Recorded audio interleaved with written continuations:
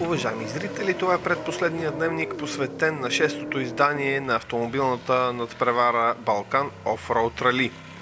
Предпоследният ден на състезанието предложи доста солидна доза състезателни километри, над 250.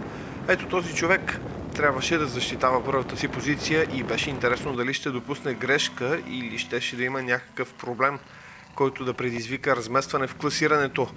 Човекът се казва Франк Стенски от Германия и той бе перфектен по пътя си към етапната победа.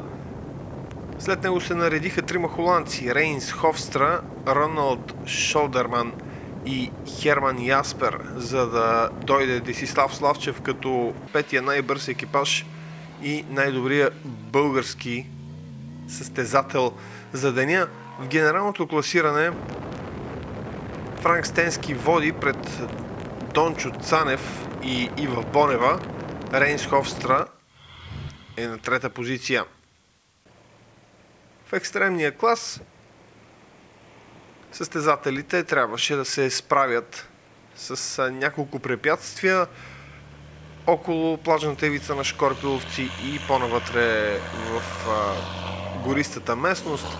Франк Моро от Франция бе най-добрият състезател, следвано от Роланд Брак, а лидера в генералното класиране Франк Дюрел остана на трета позиция. Това, разбира се, е напълно достатъчно за Дюрел, защото той има чудовищна преднина от 2 часа и 31 минути пред Роланд Брак.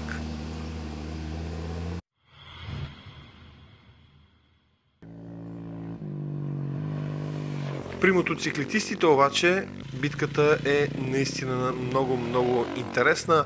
Марк Мену спечели вчерашния етап, следван от Оливер Пост, Бернар Руие, Филип Коте и на пето място Франц Шрайбер, лидер в генералното класиране, който след края на етапа сподели, че очаква да изгуби първото място, защото е направил много навигационни грешки и може би ще получи наказания.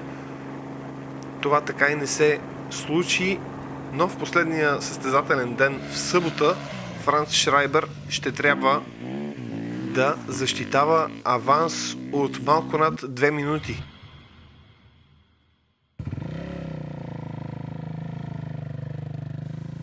При АТВ 4 колките се случи това, което се случва общо взето от началото на състезанието.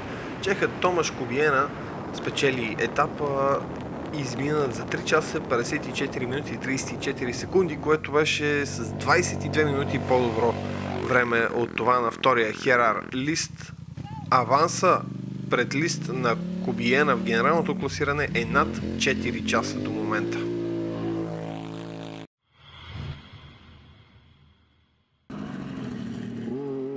При SSV бъгитата Цанко Цанков и Зорница Тодорова бяха над всички. Нека ги чуем след петата им етапна победа.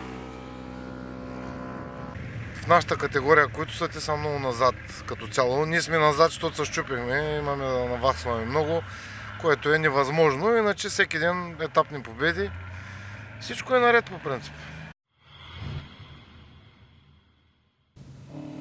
В надпреварата за класически автомобили Бернар Мюнстер от Белгия с Порше бе човекът, който записа най-добро време, въпреки че на доста места Мюнстер правеше навигационни грешки най-вече на неговия навигатор, разбира се. Белгиецът се оказа с най-добро време. На 10 минути от него остана Джов Бел от Република Южна Африка, а Карим Висанжи от Кения на още 5 минути. В генералното класиране съвсем спокойно Андрю Сидал води в надпреварата.